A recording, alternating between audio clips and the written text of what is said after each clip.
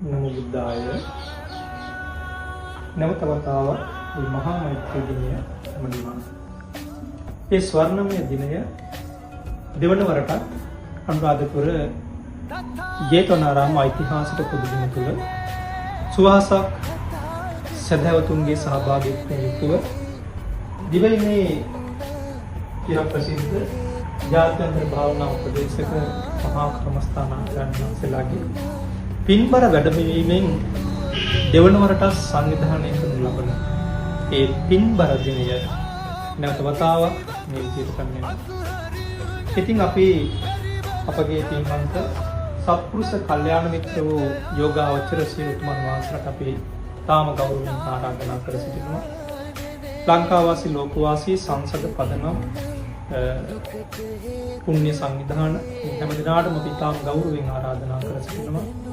සියලු ලෝක සත්‍යයන්ගේ හිතසුව පිණිස සංවිධානය කරනු ලබන ආධ්‍යාත්මික නිහඬ රාත්‍රියට ඔබත් පැමිණෙන්න.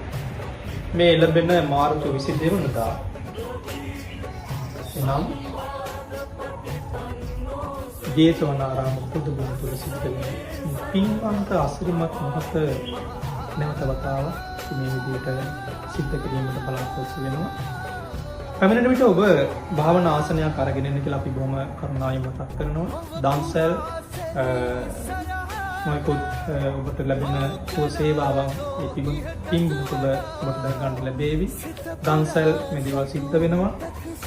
ඉතින් බෞද්ධ උපවාහිනිය වගේම පන්සිල් මඩුව අපිට මාධ්‍ය විකාශන දායකත්වය ලබා දීමට අපේක්ෂාවෙන් සිටිනවා. පාරගත මහා මෛත්‍රී ශ්‍රාවක සංසදයේ ප්‍රධාන සංවිධාන ශක්තියෙන් ඒ වගේම සිල් සුවඳයි හෙළ දිව්‍යයි සංවිධානය වගේම සසුන්ගේ තස්වද්දම වගේම බෝසත් විශ්වකරණ පදනම බෝසත් පාරමිතා පදනම දස පාරමිතා පදනම ශාක්‍ය පුත්‍ර පදනම ඒ වගේම පහන්සිත් පදනම ඒ වගේම සමතින් සත් පාරමිතා පදනම ආදී නොයෙකුත් පුණ්‍ය සංවිධානයන්ගේ සංවිධාන ශක්තිය තමයි පින්වීම කර්ම සිද්ධ කරන්නේ.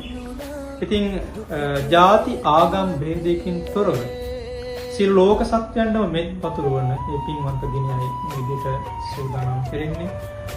පස්චිම ජනයාට ආදර්ශයක් ගෙන දෙමින් ලෝක සාමය ප්‍රාර්ථනා කරමින් සියලු ලෝක සත්‍යයන්ගේ ආධ්‍යාත්මික සුවයට නඹුරු කරන මේ පින්වන්ත දිනය ඔබත් පැමිණෙන හැම දිනාටම පෙරවන් සරණයි. නමෝ බුද්ධාය.